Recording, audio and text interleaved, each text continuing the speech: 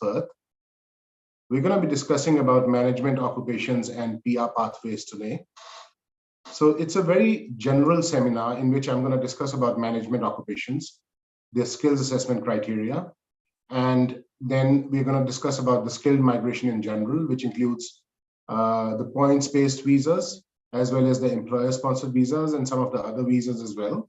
So as I said, it's a general seminar in which we're going to discuss the entire visa process briefly within the next half an hour or so. So basically, we are going to concentrate on the management occupations and the skills assessment criteria. And then generally, we're going to discuss about the visa pathways from those occupations. Just bear with me while I share my slides with you guys.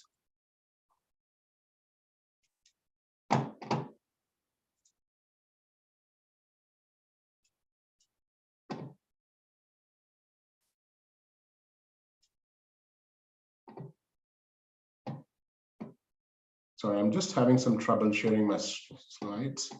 Just bear with me for a second.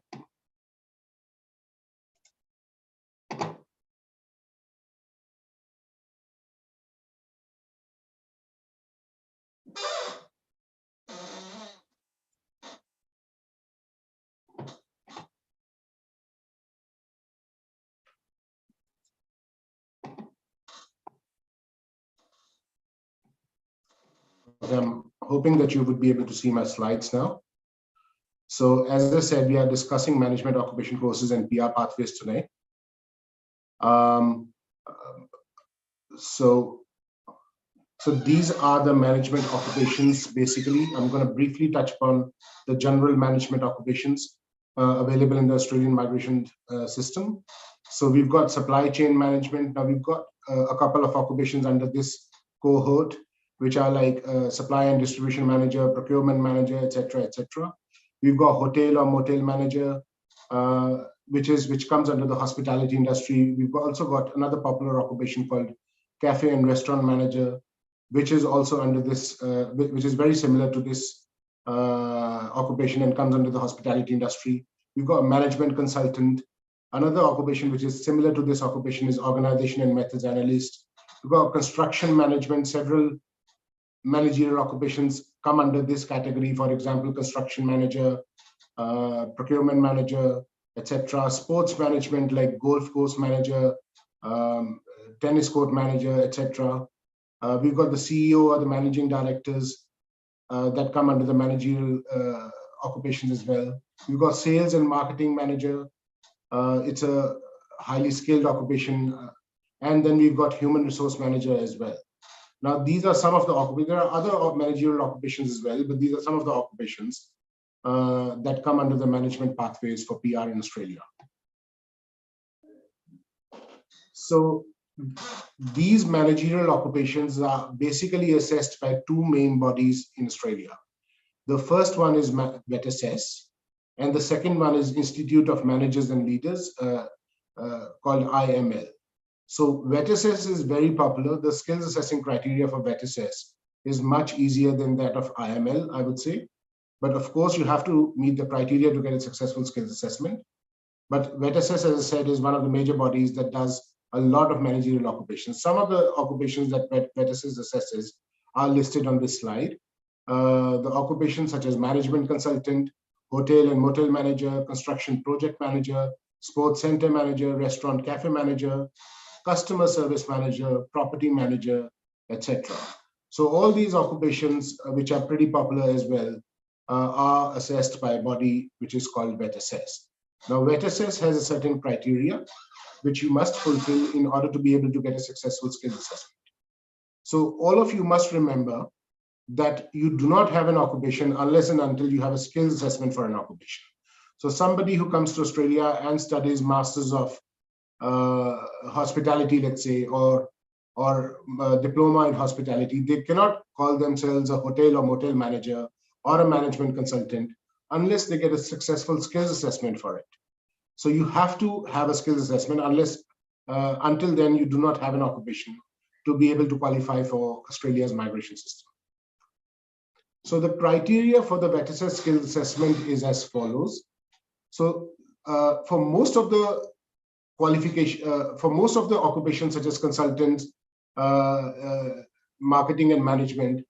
VETSS usually requires you to have a bachelor's degree, which should be highly relevant to the occupation that you are trying to get the skills assessment for. For example, if you want a skills assessment for a hotel manager, you must have a bachelor's of hospitality. Hospitality is a field which is highly relevant to this occupation.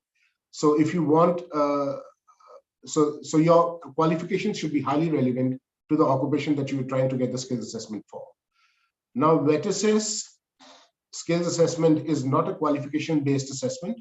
You need to have a certain amount of work experience as well on top of your qualifications to be able to get a successful skills assessment.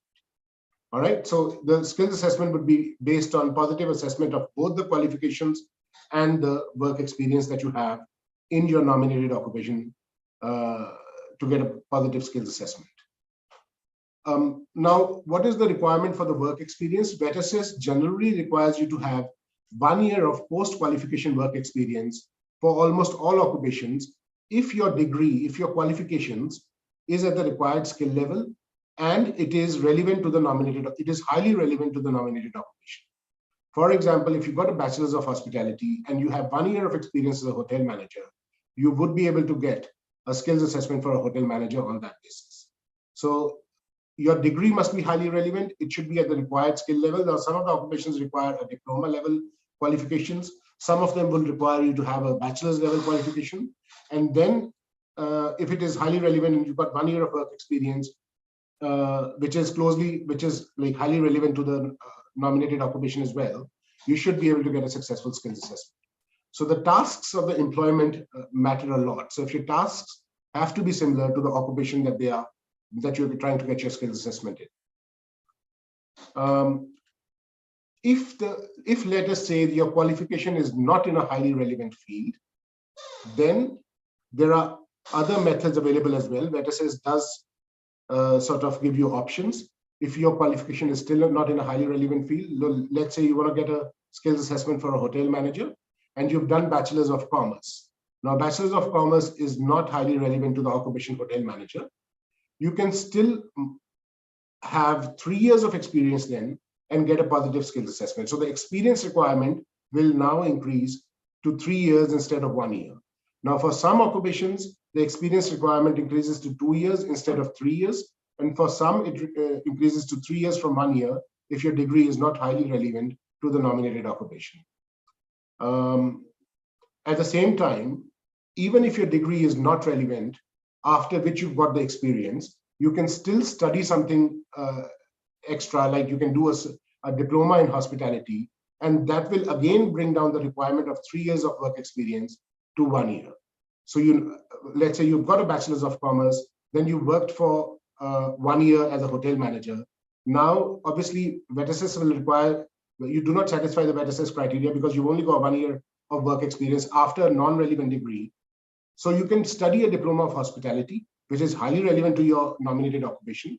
And now, once you complete your diploma of hospitality, your experience requirement will again come down to 1 year only, because now you've got another education which is relevant to your nominated occupation. So that's a good option.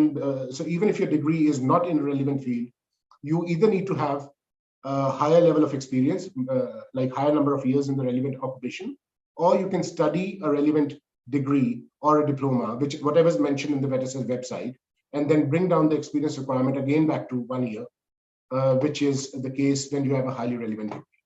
So that option is also available for all the applicants.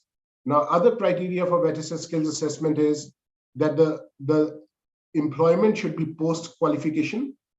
So if the skill level required for a particular occupation is a bachelor's, then the entire employment should be after the completion of your bachelor's.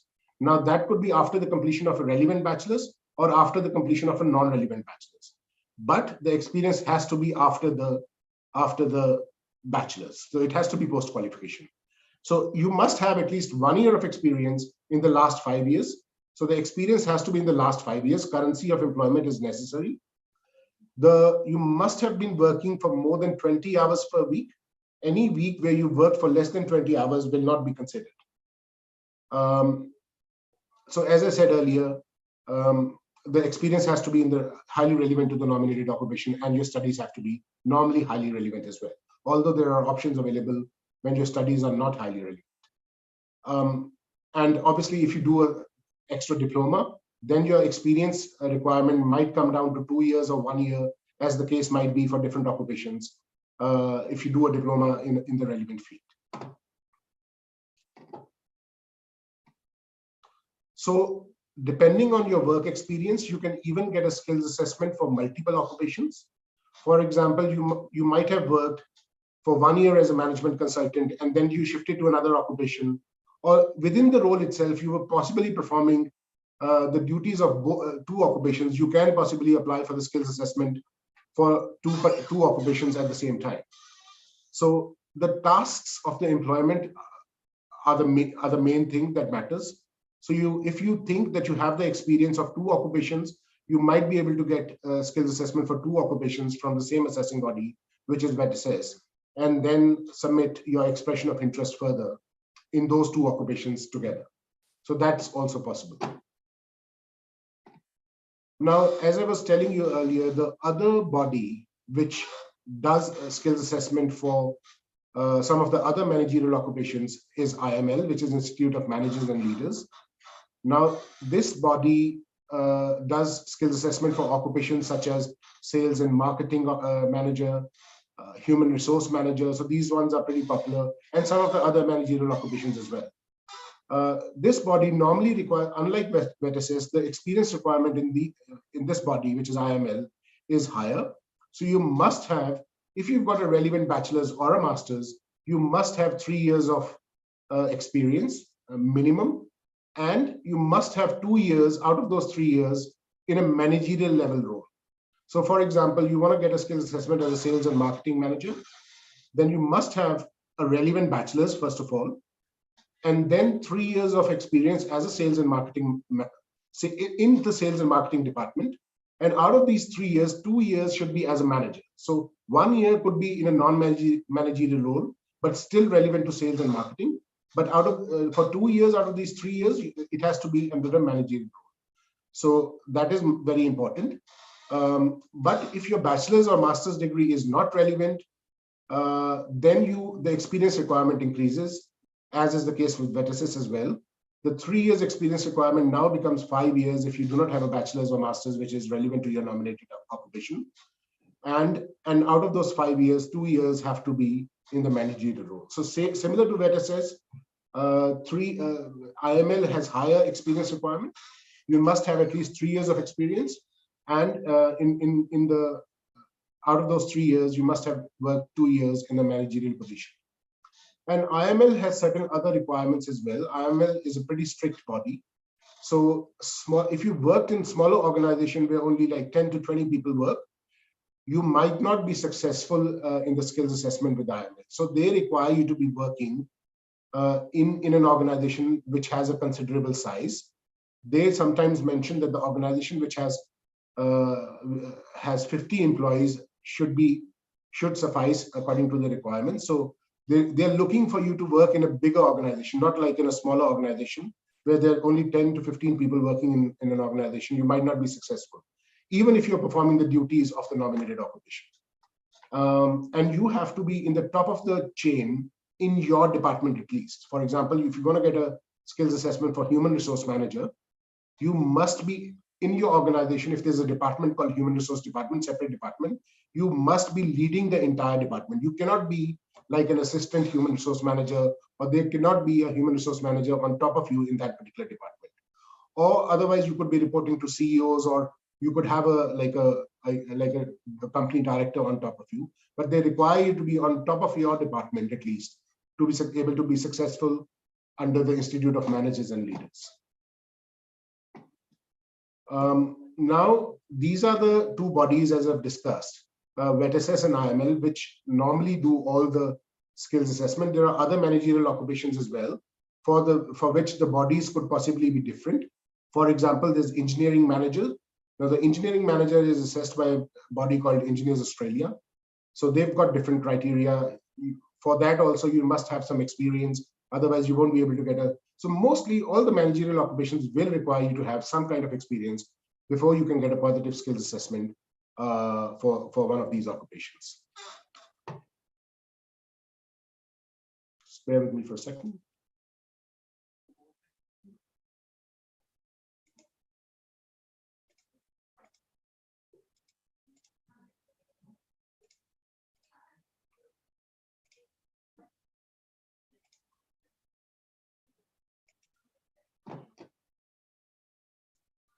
So I'm getting some questions here. I'm just going to take some questions as well. Just bear with me for a second.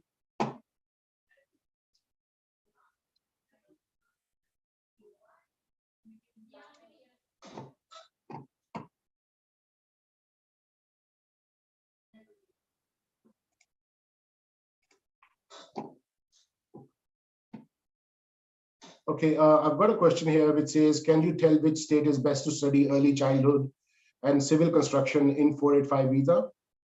Well, the thing is that you do get extra points for studying in regional Australia.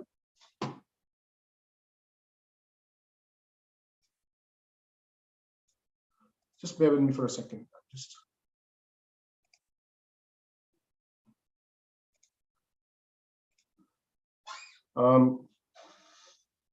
So you do get 5 points extra for studying if you study in regional parts of Australia. So entire Australia is regional at the moment, except for Sydney metropolitan, Melbourne metropolitan, and Brisbane metropolitan areas.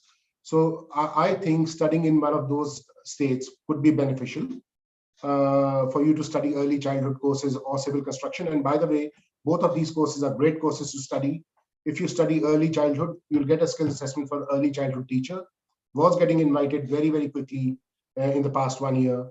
And similar is the case with civil construction. You can possibly get a skills assessment for civil engineering draftsperson after you finish this course, if you do it from an accredited institution especially.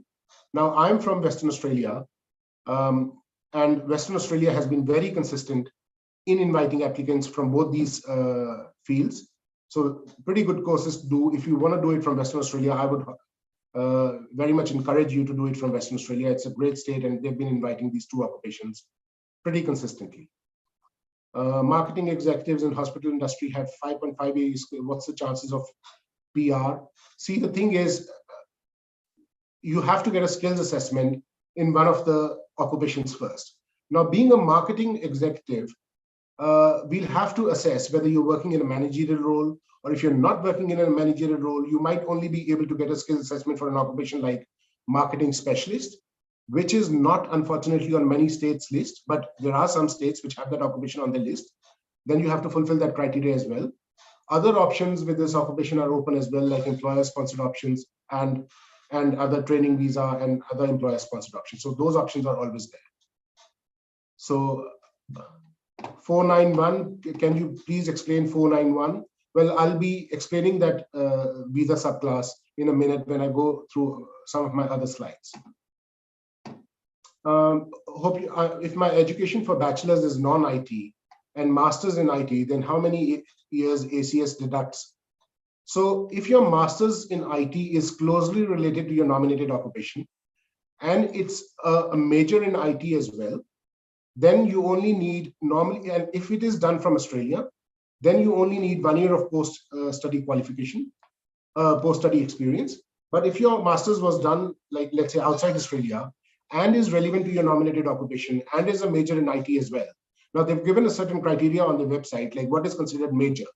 So master's has a different criteria to become a major in IT, and bachelor's has a different criteria to become a major in IT.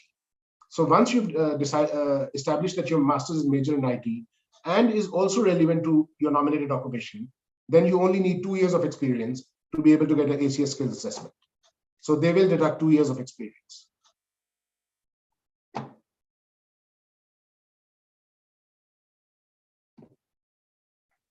Is there a PR pathway for MBA from Victoria? Yes, certainly. As I said, I was discussing the managerial occupations today and the skills assessment criteria for the managerial occupations. So yes, if you are able to, if you do have experience in one of those occupations, obviously most of the occupations are assessed by VETSS or IML, and they will all require you to have some kind of work experience before you can get a skills assessment. So let's say if you worked even as a management consultant after that, after your MBA, you should be able to get your skills assessment as a management consultant, because MBA is normally considered highly relevant to this occupation. There are other closely related occupations as well, such as organization and methods analyst. And they might be, and even if you do have experience which is not related to your degree. For example, if you have 1 year of hotel manager experience, then you can possibly do a diploma in hospitality and get a skills assessment for that as well. Now, if you have, like, let's say 2 years of experience already, then it doesn't matter whether the degree is relevant or not. It would be post-qualification, and you might still be able to get the skills assessment.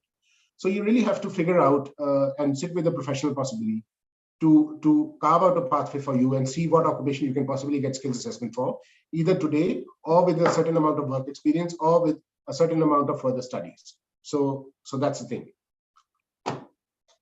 Well, any chances of marketing specialists in Victoria for this year? Well, the thing is, Victoria has this occupation on the list. Victoria doesn't have a list. So they have all the occupations which are there on the MLT SSL list and STSOL list on the list. So they will be inviting. So Victoria is has written on their website what are they going to consider before they will actually sort of invite people. So Victoria says that they will consider the age of the applicant. They will consider the English level of the applicant. So if you've got superior English, I would say that you've got a chance. So they will consider the experience of the applicants as well. They'll consider the salary that you're getting inside Victoria. So all these factors will become important for you when you are putting up an ROI for Victoria. So superior English, let's say, will be very helpful in any occupation whatsoever for you to get invited by Victoria. Somebody is saying, I have 10 years of experience in IT after masters. I think it's the same, but see, we've already discussed this before, that if you have masters is highly relevant. So we'll have to go through the transcripts and your work experience and see whether your transcripts, the units that you've done, are highly relevant to your work experience or not. Somebody saying that they've graduated with a BBA in 2013 and working as a primary teaching experience in India. Applied for Masters of Education with PT overall. See, with the BBA, you can possibly get a skills assessment for an accountant if you've studied some of the accounting subjects. So that could be another pathway. You're doing Masters in Australia. I'm not sure whether Masters of Teaching or education that you're doing, whether it is an accredited course or not. If it is an accredited course, you should be able to get a skills assessment for primary teacher or secondary teacher or whatever you're studying. And you must have the English requirement fulfilled, which is 2 7s and 2 8s in IELTS academic. So that's pretty hard for some people to get. You need 2 7s and 2 8s in IELTS academic to be able to get a successful skills assessment from AITSL for the teacher. What are the chances of developer programmer with 75 for 189 and 80 for 190 and still working as a developer? See, developer programmer is a good occupation. It is there on the MLT SSL list, so you are eligible for 189 as well. And as far as I am aware, I think it is on most of the states' lists. So try and fulfill the state criteria, which is the extra criteria. Like some of the states require you to be working there for 3 months. Some of the states require you to be living there. For example, in Western Australia, you are still eligible, but they would prefer people who are living in Western Australia over people who are living out of Western Australia. So good chance, but at the same time, we know that states do not have as many seats as they did last year. So they are trying to actually process the applications in hand. So they've not given many seats to any state really. So the chances are less. I would also recommend to increase your points by as much as you can. Increase your points in score in IELTS or PT. Increase your do your NATI if you know a second language. Get your partner a skills assessment or better English, and try and increase your points by as much as you can. I'm doing Masters in Hotel Management in Melbourne. Will it lead to PR? Yes, Masters in Hotel Management is very relevant to the occupation hotel manager. So as I said earlier, it is assessed by this particular occupation is assessed by a body called VET assess. So you must have 1 year of experience as a hotel manager for you to be able to get a skills assessment as a hotel manager. But let's say you have done a bachelor's before, and after that bachelor's, you still have 1 year of experience from offshore as well as a hotel manager. You might still be able to get a skills assessment as a hotel manager. So the experience does not have to be post masters as long as it is post bachelor's. One more, my company is not issuing reference letter. What is the alternative? So there could be an alternative depending on the skills assessing body that you're going for. So a start declaration and the reasons why your company is not issuing you the reference letter. So all these things have to be done. So I think you better contact the professionals to know exactly what the requirements are in case the reference letter is not being issued by the company.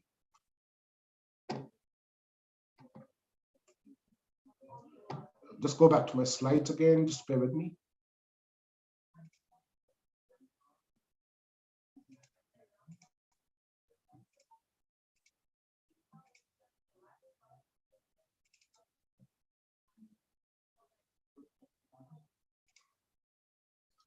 Okay, so we've discussed the skills assessment bodies and the criteria. So I'm going to talk generally about the visa options that normally people have while inside Australia or from outside Australia.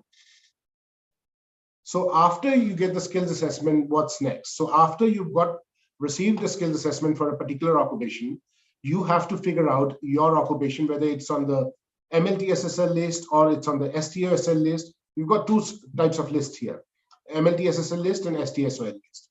And there's another one which is called the regional occupation list as well, which is only applicable for the employer-sponsored visas. Now we've got states as well, which have their own lists normally. Some of the states don't have their own list. They rely on MLTSSL list and STSOL list. But we've got, normally states have their own list under which they list on occupations, which they're going to invite people in. But yeah, once you get a skills assessment for an occupation, you have to figure out, are you eligible for any particular state? Are you eligible for more than one state? Or are you eligible for subclass 189 visa or for any other visa? So if your occupation is on the MLTSSL list, which is the medium and long-term strategic skill list, you might be eligible for the visas listed on the slide in front of you, which are subclass 407 training visa, which is an employer-sponsored visa. You must have an employer who's willing to sponsor you. Subclass 491. Now, subclass 491, you could get sponsored by a state, obviously if you meet the state criteria, or you can get sponsored by a family member as well. And we've got subclass 482, which is again an employer-sponsored visa. So you could get sponsored by an employer if your occupation is in medium and long-term strategic list.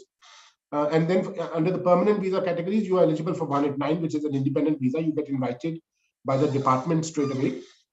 You do not get invited by the state, and you do not have to do state nomination in this visa. And then subclass 190, which is again a permanent visa, but you get invited by the state in this for this subclass. And then there's subclass 186, which is again an employer-nominated permanent visa.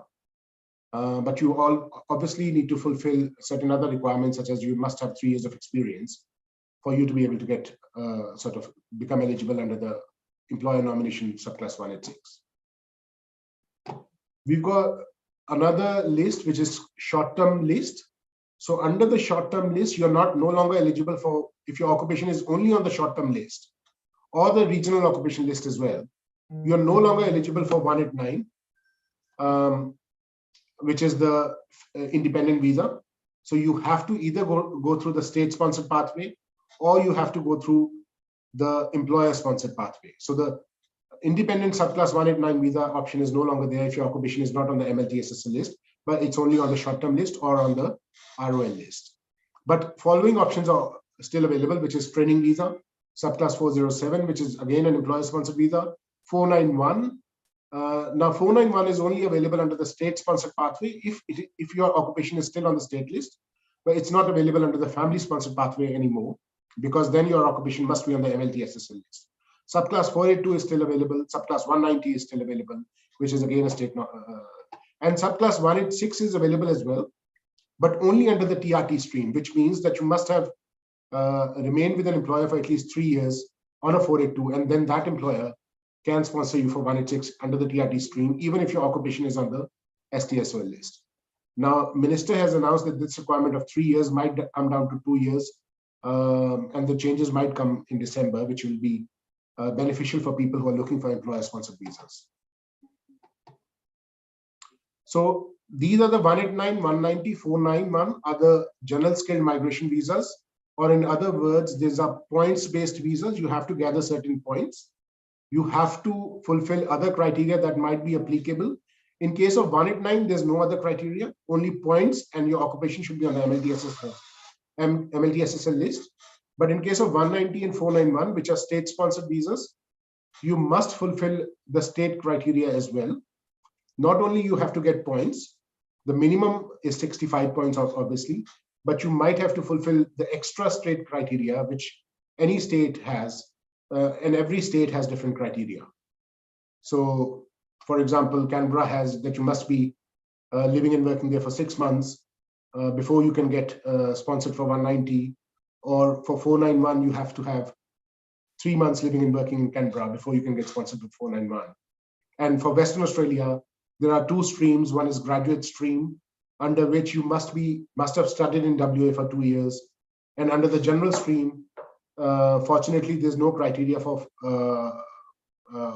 really people who've studied interstate as well. They would be eligible as well, until as long as they've got a skills assessment for an occupation that is under that stream.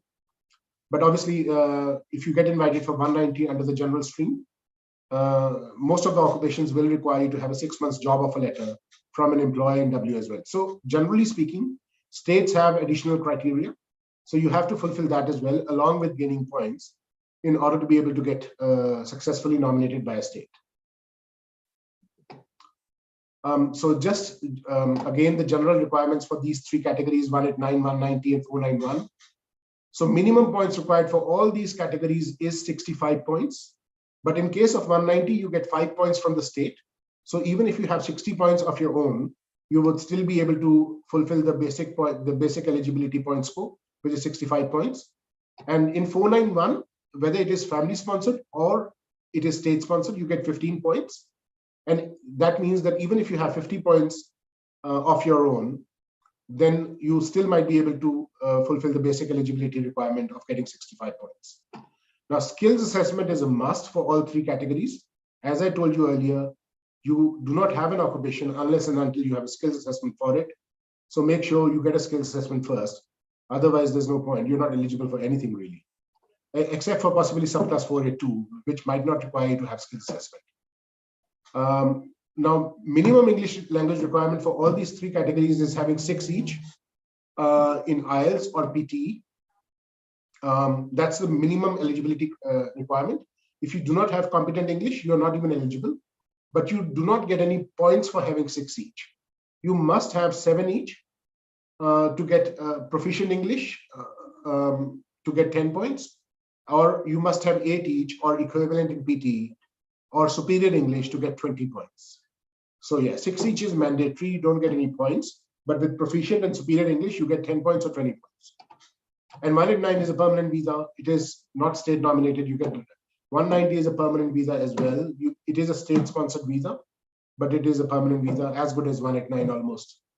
And with the 491, it is a temporary visa of 5 years. After 3 years, you would be able to apply for a permanent visa, which is subclass 191. So 491 is a pretty good visa to have as well. For 3 years, you just have to live in a regional part of Australia, and there's no other condition really at the moment. So you just have to spend some time before you become eligible for PR. And then this very simple application called subclass 191 that you should be able to lodge to get PR in Australia after 491. So coming on to the employer-sponsored visas, we've got subclass 482, first of all, which is a temporary employer-sponsored visa. If you have your occupation on the MLTSSL list, you can get this visa for up to 4 years straight away, and obviously can extend it as well while you're onshore. But if you have your occupation on the STSOL list, you can only get this visa for 2 years, and then you can extend it further for 2 years and so on. So yeah, subclass 482 visa is an employer-sponsored visa.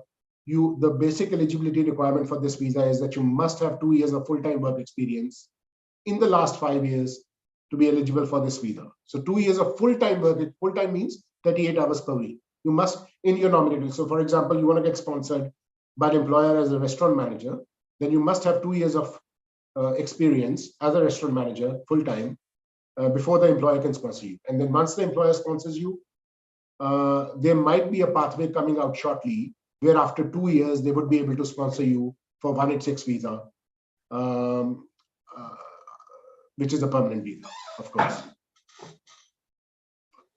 And then we've got subclass 186, which is a permanent employer-sponsored visa. Now, currently, to get sponsored under the 186 has 2 streams in it. One is direct entry stream, and the other one is TRT stream. So under the direct entry stream, you must have 3 years of full-time experience in your nominated occupation, which should be at the required skill level, meaning that the experience must be after the relevant qualifications. So it cannot be like you've got 3 years of experience as a painter and you do not have any qualifications, then that won't be counted. So you must have Cert 3 and Cert 4 in painting. And then after that, if you have 3 years of experience, then only that experience will be considered and you would be able to get nominated under this stream.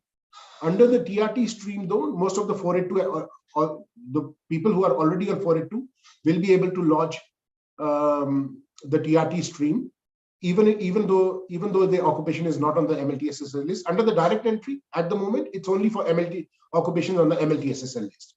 So under the direct entry, if you're not already on 482, if your occupation is not on the MLT-SSL list, then 186 is no longer an option. You have to go for subclass 494, where the regional occupation list is applicable. So it doesn't matter whether your occupation is on the MLT-SSL list or not. All right. Obviously, 186 visa also has the age. You have to be under 45 to be eligible for 186 visa, as is the case with all other visa categories, whether that be 190, 186, 189, or 491. Except for 482, your age should be under 45. If you are over 45, then there are certain exemptions available, but generally speaking, you have to be under 45.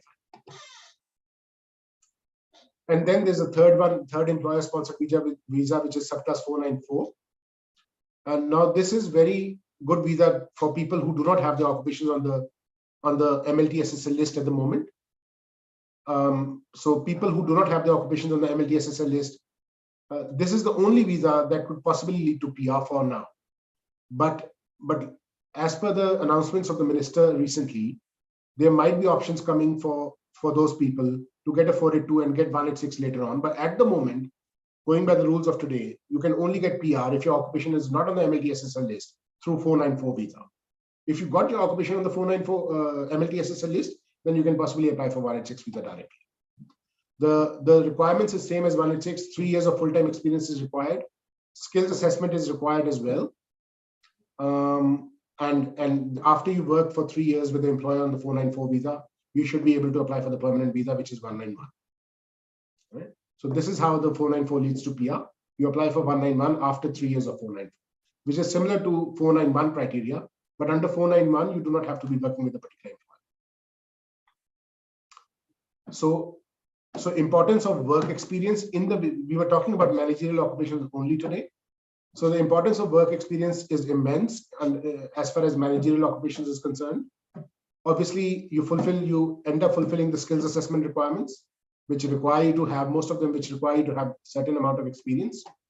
And then you end up filling certain state nomination requirements as well, because many states require you to working in the same occupation, and they will give priority to you if you're working in your relevant occupation. You can claim points for the work experience. For example, if you've got 1 year of work experience in Australia, you can claim 5 points. If you've got 3 years of work experience, you can claim 10 extra points for that work experience as well.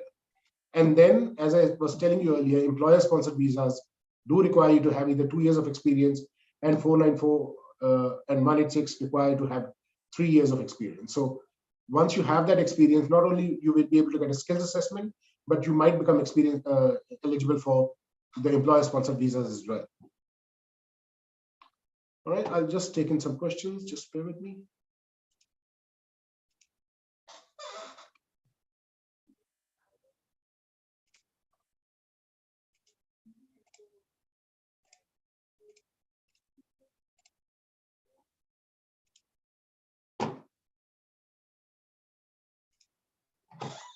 Okay.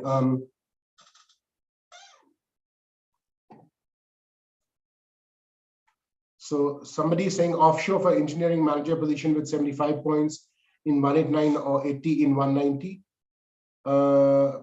Please advise backlog for engineering manager and further scope on above points. Well, lots of states have opened up for the offshore applicants now. I would suggest get a skills assessment and put up an expression of interest. As I was telling earlier, the seats allocated to the states are not as high as previous year, but you never know. With the experience, offshore applicants might be able to get the get invited and they might even get preference over people living inside Australia because they have reserved certain seats for offshore candidates. And if you've got with engineering manager position, obviously I'm assuming that you've got more than 5 years of experience. So get on with the skills assessment and lodge the EOI for every state and for 189 as well, and for every other state that you might be eligible for. So yes, there is a chance that you might get invited sooner or later. I mean, we are all hoping that the states would get more seats as well, but let's see how that goes. Bachelor's of Business Management completed, have positive skills assessment from VETSS as a marketing specialist. So marketing specialist obviously is available in Victoria. I'm sitting in WA, it's not available in WA. I've not gone through the list, the state lists for some of the others, the occupation list for some of the other states. I would recommend to go through them. Obviously, you have to fulfill a certain criteria as well. Like, for example, the Tasmania has certain caveats for each occupation if they have this occupation on the list, but I'm not too sure. Canberra also has the list, but you must be working and living in Canberra for a certain time before you can become eligible. WA is possibly the only state where you do not have to be even living in WA to become eligible, but unfortunately, this occupation is not on the list. So that option is not available, but do explore the employer-sponsored pathway as well. After 2 years of work experience, you should be able to get a 482, and that will mean that after you get the 482 grant, and after you worked with the employer for 2 more years, you might be able to get a PR pathway if the changes that have been announced by the minister come into play. But let's see how that goes. Otherwise, 494 is also an option which you can exercise after having 3 years of experience.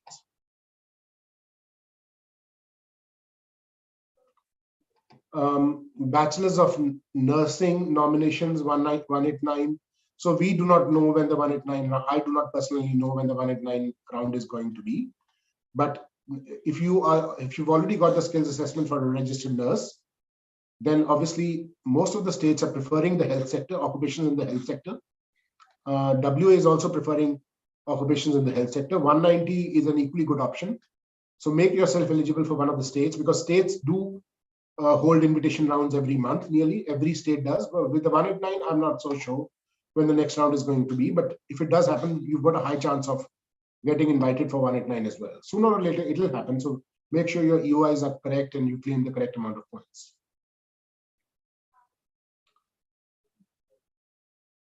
All right, guys. So if you have any further questions, please don't hesitate to contact us. My name is Rajan Goel. I'm a migration agent.